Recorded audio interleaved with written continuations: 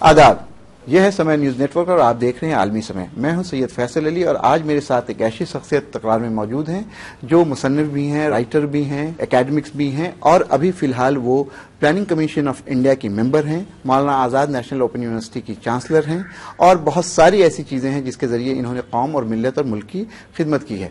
सईदा हामिद हमारे साथ मौजूद हैं। हम इनसे बातचीत करेंगे बहुत सारे मौजू पे, खास करके उन इशूज पे जो मुसलमानों के इशूज हैं, वो इशूज जो माइनॉरिटी इशूज हैं और जिस पे ज्यादा बातचीत नहीं होती है। आपका खैर मकदम है।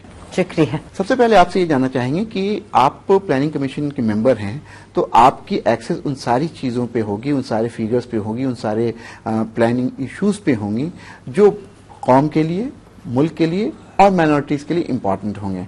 क्या आप बता सकती हैं कि हिंदुस्तान में जो मुसलमानों की हालत है उस पर किस तरह की सोच प्लानिंग कमीशन में है?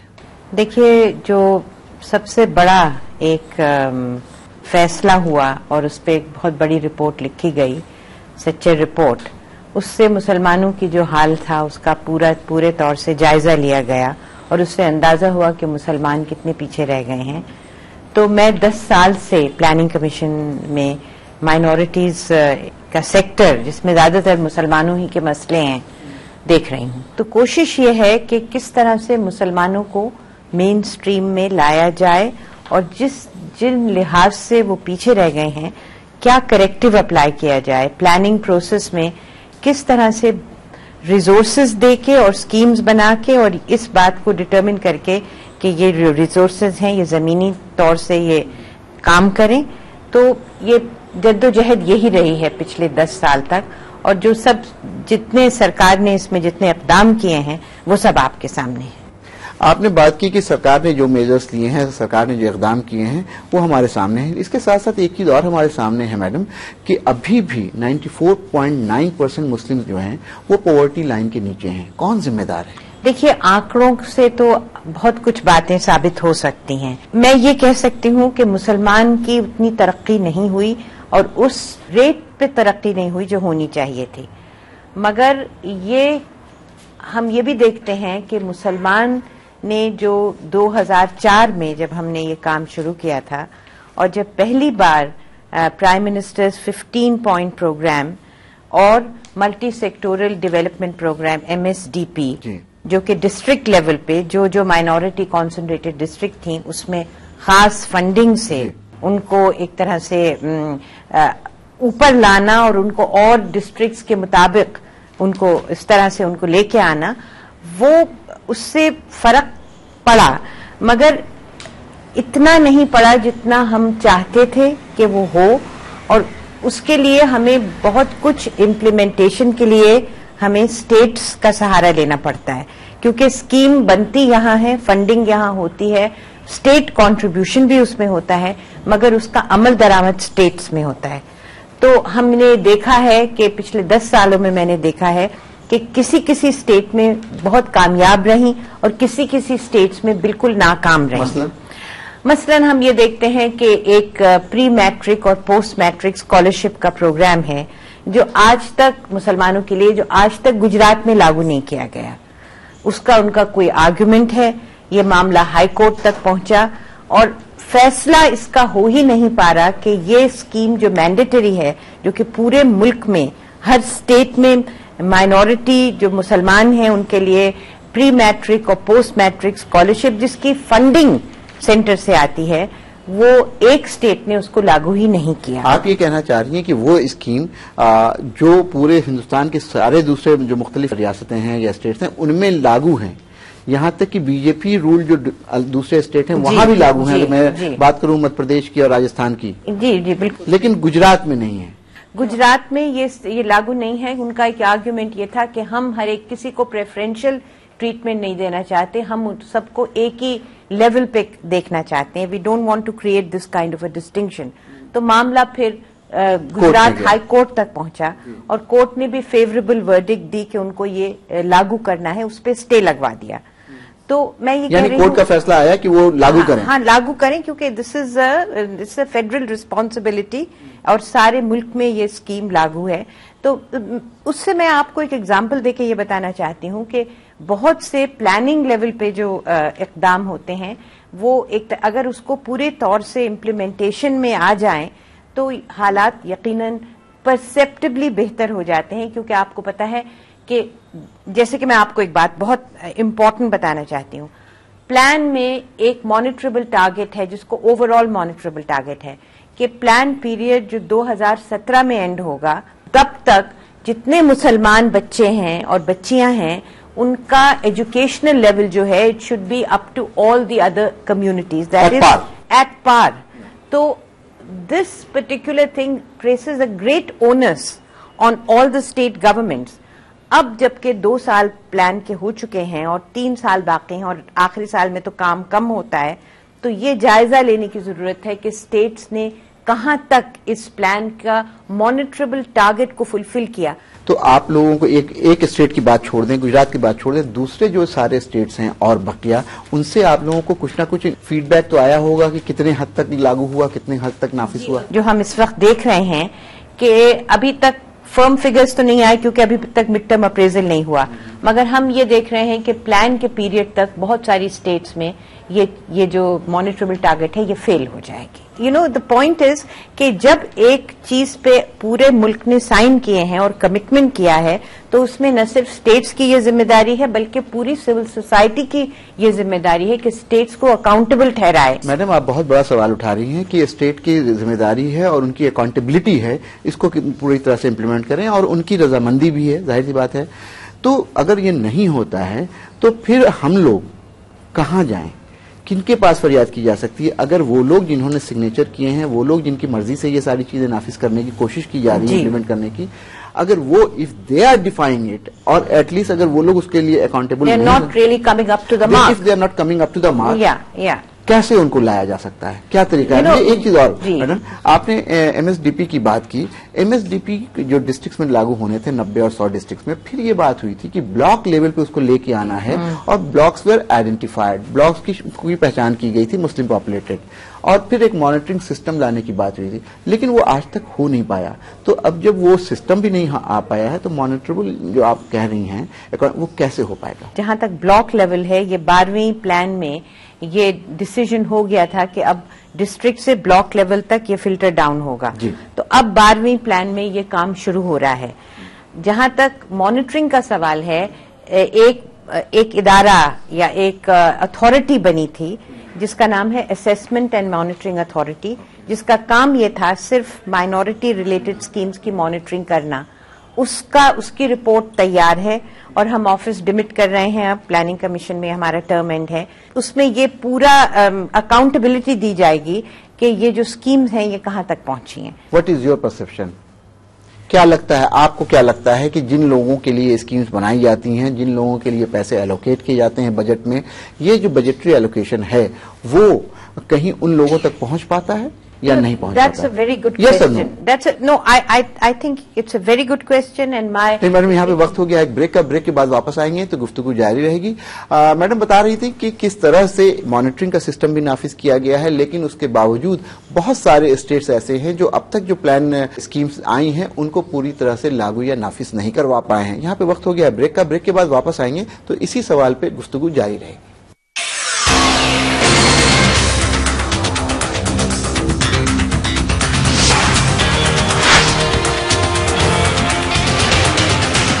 इंडिया का इंटरनेशनल टेस्ट टॉप्स.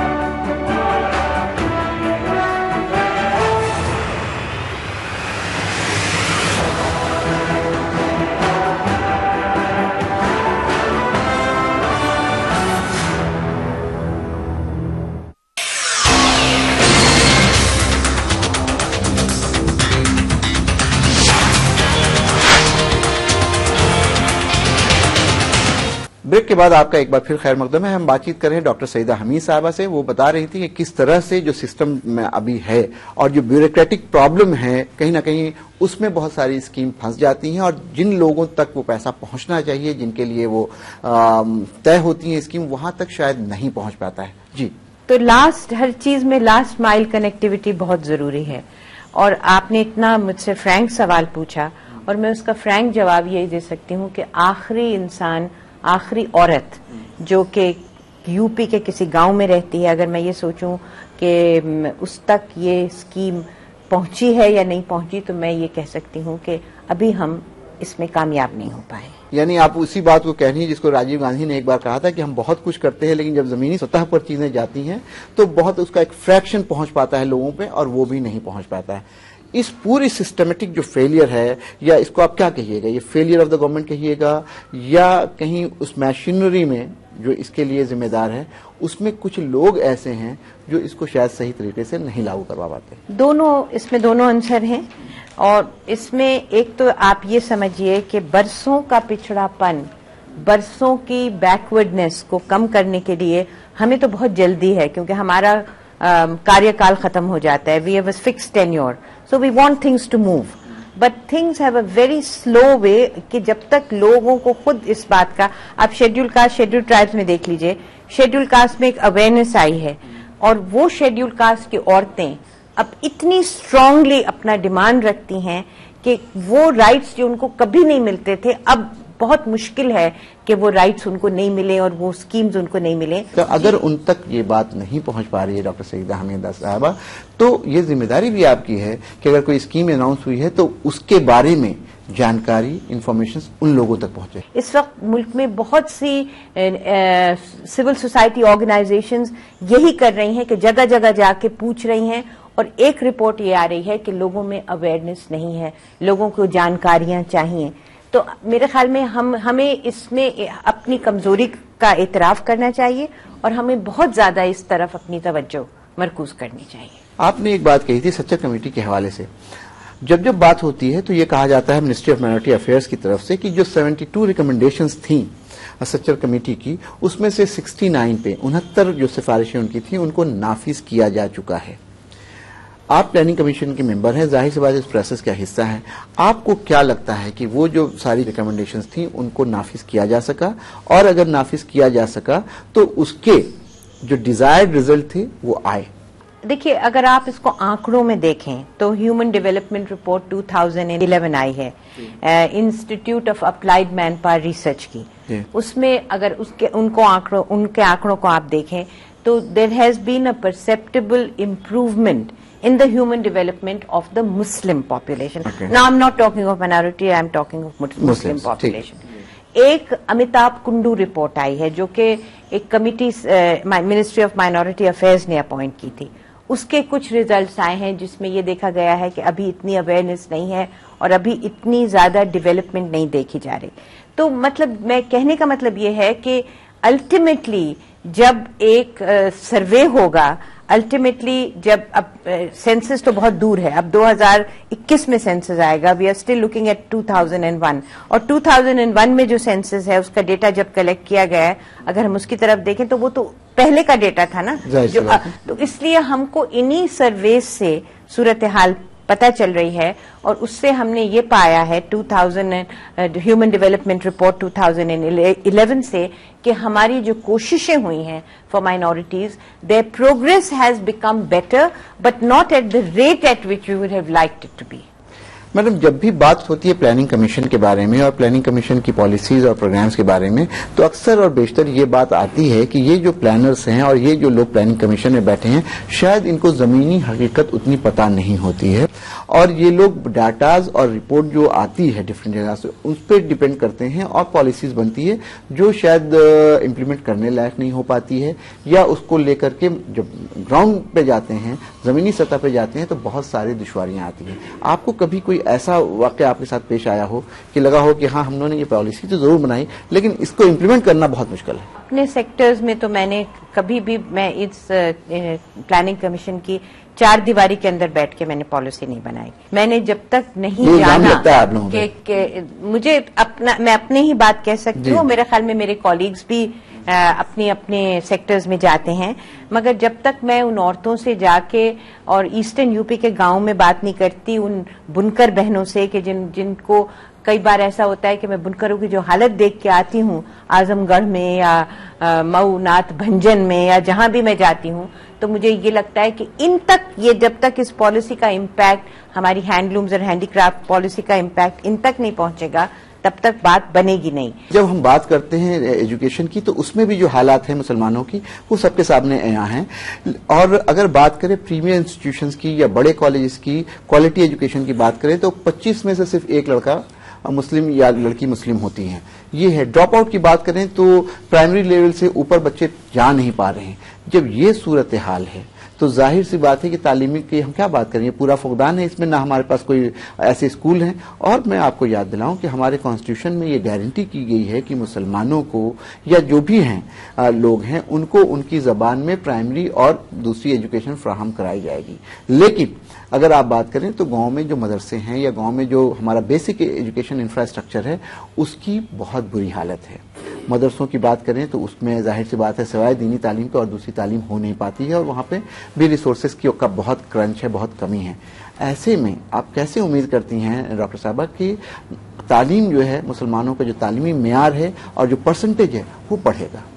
लड़कियों की, जहां तक लड़कियों की तालीम का सवाल है, एक इंस्टीट्यूशन बना है कस्तूरबा गांधी बालिका विद्यालय, जहां शेड्यूल कास्ट, शेड्यूल ट्राइब और माइनॉरिटी की लड़कियां पढ़ती हैं जो कि इकोनॉमिकली कमजोर होती हैं।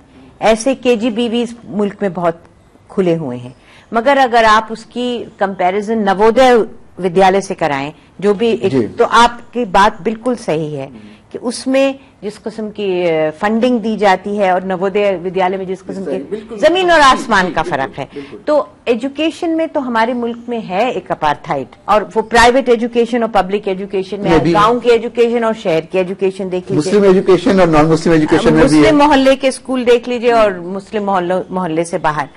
तो इसमें तो मैं ये समझती हूँ कि हमने जो रिकमेंडेशंस किए हैं और जिस तरह से हमने पॉलिसीज बनाई हैं, उसके लिए एक हमने बहुत एक जरूरी उसमें कड़ी है कि पेरेंट्स को और पूरी कम्युनिटी को जिस तरह से पंचायत को इन्वॉल्व होके, और वहां से भी तो एक वॉच डॉग रोल करना चाहिए ना, कि अगर टीचर नहीं आता या टीचर नहीं आती या कम्युनिटी इन्वॉल्वमेंट की बात, कम्युनिटी इन्वॉल्वमेंट इतनी जरूरी है। जब तक पेरेंट्स इन्वॉल्व नहीं होंगे और माँ बाप दोनों, it should not only be the responsibility of the mother. Madam यहाँ पे वक्त हो गया एक ब्रेक का, ब्रेक के बाद वापस आएंगे। तो आजकल पूरे मुल्क में एक डेवलपमेंटल मॉडल जिसको कहते हैं गुजरात मॉडल, या और हम अगर साफ कहें तो मोदी मॉडल ऑफ डेवलपमेंट, उसकी बहुत बातचीत हो रही है। हमारे साथ प्लानिंग कमीशन की मेंबर बैठी हैं, 10 साल का इनका तजुर्बा है। हम ब्रेक के बाद वापस आएंगे तो इसी मॉडल पर बात करेंगे। लेते हैं ब्रेक।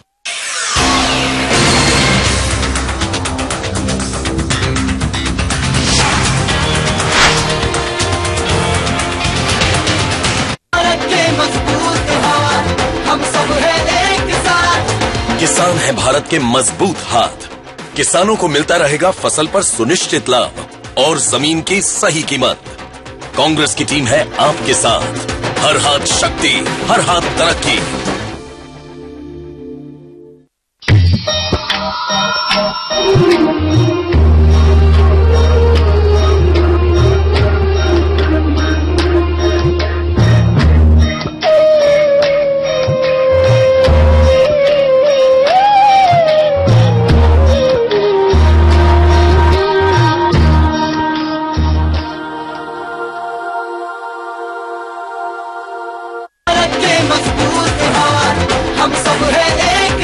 युवा है भारत के मजबूत हाथ। हर साल 2 करोड़ युवाओं को मिलेगी ट्रेनिंग और रोजगार के अवसर, और हर जरूरतमंद युवा को स्कॉलरशिप।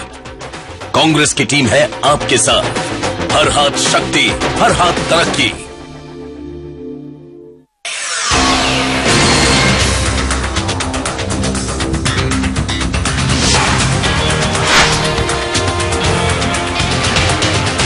नाजरीन, ब्रेक के बाद आपका एक बार फिर खैर मकदम है। हम बातचीत कर रहे हैं प्लानिंग कमीशन की मेंबर डॉक्टर सईदा हामिद साहिबा से। उन्होंने बहुत वजाहत के साथ, बहुत क्लैरिटी के साथ ये बताने की कोशिश की है कि जो पॉलिसीज बनाई जाती हैं वो क्यों नाफिज नहीं हो पाती हैं और उनका डिजायर्ड रिजल्ट जो उनसे तवक्को की जाती है वो क्यों नहीं आती है।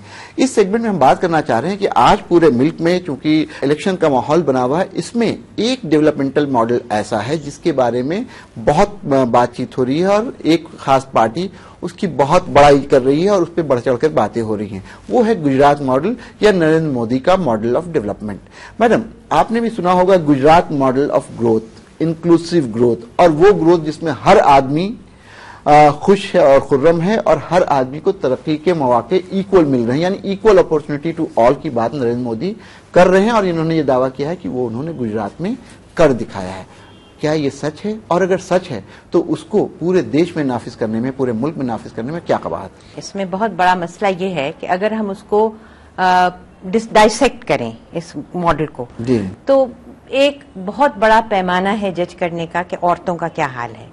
तो अगर आप सेक्स रेशियो के हिसाब से देखें तो अगर अब let's look at the census, 2001 2011, अगर इस सेंसस के आप इन पैरामीटर्स में देखें तो 2001 से 2011 में गुजरात का जो सेक्स रेशियो है वो सिर्फ 2 पॉइंट से बढ़ा है, ऑल इंडिया एवरेज 6 पॉइंट से बढ़ा है। नाउ ये बहुत इंपॉर्टेंट है, एक एक डेसिमल इंपॉर्टेंट है। चाइल्ड सेक्स रेशियो को देख लीजिए, पूरे मुल्क में child sex ratio is a big problem.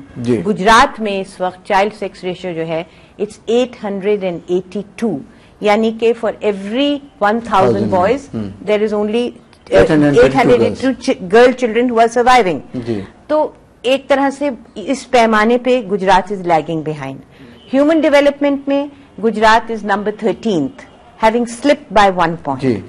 जहां पहले 12 थी अब 13 पे आ गई है। अब जी पहले 12 थी अब 13 पे आ गई है। अब बच्चों का कुपोषण, मैल न्यूट्रिशन ऑफ चिल्ड्रन, जो कि बहुत बड़ा एक मसला है, it is based on wait for as, उसमें Gujarat is lagging behind all India average. और स्टेट से अगर मैं कंपेयर करूं तो जो बहुत स्टेट्स जो विच है traditionally lagging behind state, Gujarat is lagging behind them.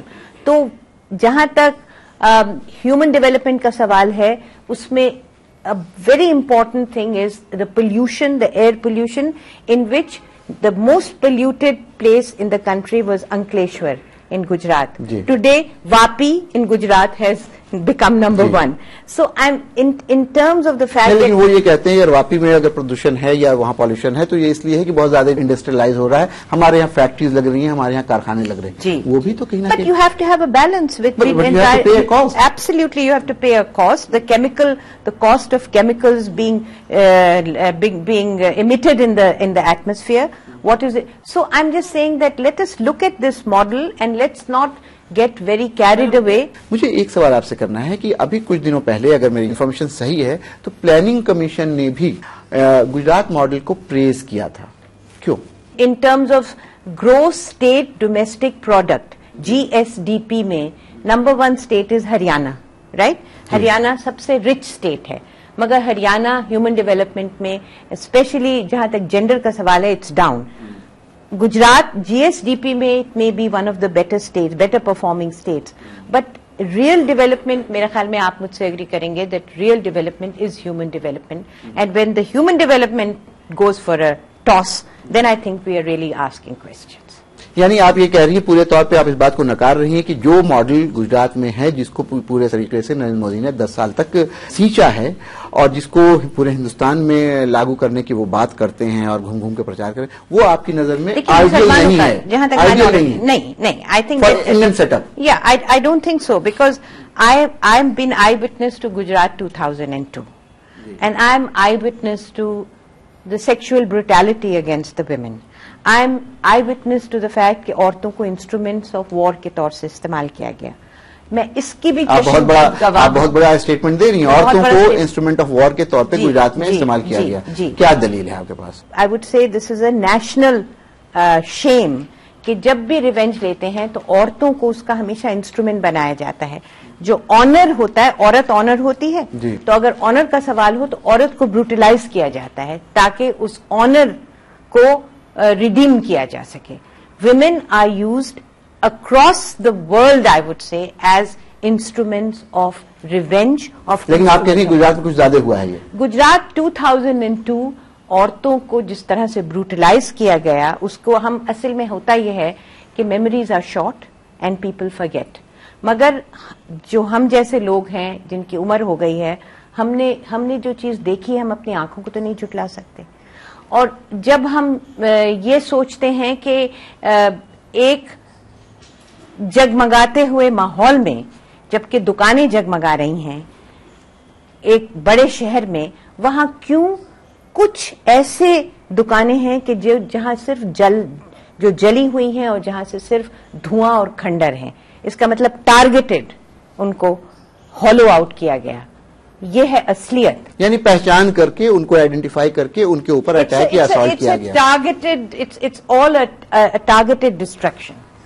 تو میں یہ سمجھتی ہوں کہ جب آپ ڈیولپمنٹ ماڈل کی بات کرتے ہیں تو یو کانٹ ایون، آپ ہسٹری کو بھی تو نہیں فراموش کر سکتے. جی، اس کی تاریخ کیا ہے اور اس کی ریالٹی کیا ہے. 10 سال کا آپ کا تجربہ رہا ہے. ظاہر سی بات ہے ہم لوگ چاہیں گے کہ جس طرح کی چیزیں آپ نے دیکھی اور جس طرح کے پروگرامز آپ نے بنائے، اب at the end of it term آپ کو کیا لگتا ہے وہ کون سی چیزیں ہیں جو آپ کو کرنا چاہیے تھا اور آپ نے کوشش کی لیکن اس پہ وہ ریزلٹ یا وہ پیس نہیں آ پایا؟ میں نے 2 چیزوں پہ بہت کانسنٹریٹ کیا، بلکہ 3 چیزوں پہ، عورتوں پہ، بچوں پہ اور مائنورٹیز پہ. میں جتنا کرنا چاہتی تھی ان 3 سیکٹرز میں نہیں کر سکی. میں نے ڈسکورس تو بدل دیا، یعنی عورتوں کو ایک رحم کا پاتر سمجھنا، عورتوں کی ڈیولپمنٹ کی بات کرنا، اس سے میں عورتوں کو ایجنٹس آف چینج کے طور سے میں نے عورتوں کو 10 سال میں ڈیفائن کیا. بچوں کو، جہاں بچوں کو ایک طرح سے پروٹیکٹ کرنا، بچوں کو ایک طرح سے وہی دیا کا پاتر سمجھنا، right based approach to children. Minorities کو میں نے ملٹی سیکٹورل بنانے کی کوشش کی، یعنی مائنورٹیز کسی بڑی اسکیم کا کونا نہیں ہے، بلکہ ہر سیکٹر میں مائنورٹیز کو کنسیڈریشن ملنی چاہیے، چاہے وہ ایگریکلچر سیکٹر ہو، رورل ڈیولپمنٹ سیکٹر ہو، انوائرمنٹ میں ہو، ٹرانسپورٹ، کیونکہ ہر ایک میں مائنورٹیز ایک کونے میں رکھا ہوا مسئلہ نہیں ہے، وہ پورے ملک میں پھیلا ہوا مسئلہ ہے. اس لیے ہر سیکٹر میں تو یہ میں نے کوشش کی ہے، مگر جہاں تک میں اس کو کر سکتی تھی، جہاں تک میں چاہتی تھی اس کو کرنا، وہاں تک میں اس کے پائے تکمیل تک نہیں لا سکی. آپ اس کو پائے تکمیل تک نہیں پہنچا پائیں. اکثر یہ بات ہوتی ہے ڈاکٹر حمید کہ جو بھی اسکیمز بنتی ہیں وہ نیچے تک نہیں آ پاتی ہیں، اور کہیں جب ہم لوگ بیٹھتے ہیں ڈسکشن پہ تو یہ بات بھی آتی ہے کہ جو بیوروکریسی ہے اس میں کہیں نہ کہیں کچھ لوگ ایسے بیٹھے ہیں جو بائزڈ ہیں، متعصب ہیں، وہ اس پہ جان بوجھ کر کے فائلوں پہ بیٹھ جاتے ہیں، اس میں تاخیر کرتے ہیں، اس میں دیر کرتے ہیں، اور اس میں اتنی دیر کرتے ہیں کہ وہ اسکیم ظاہر ٹائم باؤنڈ اسکیم ہے، پیسہ جاتا ہے، ریٹرن ہو کے واپس آتا ہے. ایسا کچھ واقعہ یا ایسی کچھ چیزیں آپ نے فیس کی؟ میں نے کئی رپورٹس پڑھی ہیں، بہت کریڈیبل رپورٹس بھی پڑھی ہیں، جس میں یہ ہے کہ ایسے بائسڈ لوگ بھی بیٹھے ہیں جو کہ نہیں چاہتے کہ یہ، جیسے ایم ایس ڈی پی کی اسکیم ہے، یہ مائنورٹی کانسنٹریٹ ایریا میں لاگو ہونی چاہیے، مگر ایسی رپورٹس ہیں کہ یہ ایسے ایریا میں لاگو ہیں جو مائنورٹی کانسنٹریٹڈ نہیں ہے. ہم چاہتے ہیں کہ اگر مائنورٹی کانسنٹریٹڈ ایریا میں لاگو ہوں تو آس پاس اور جو لوگ ہیں ان کو بھی فائدہ پہنچے، کیونکہ ایک اسکیم سے ہم یہ تو نہیں کہہ سکتے چن کے لوگوں کو، ہم تو ٹارگٹ نہیں کریں گے نا، سب کو فائدہ پہنچے.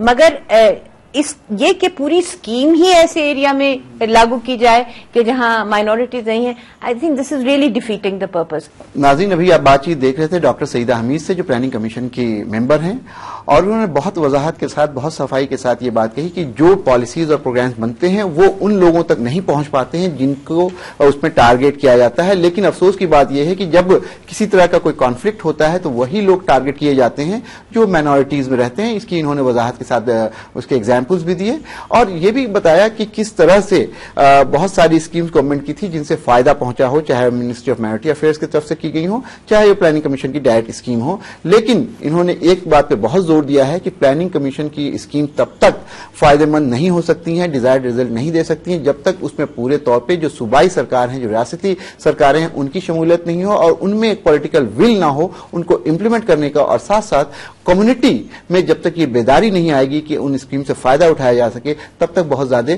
कामयाबी नहीं मिलेगी। आज तकरार में बस इतना, अगले हफ्ते फिर किसी नई शख्सियत के साथ मुलाकात होगी। मुझे इजाजत दें, आदाब।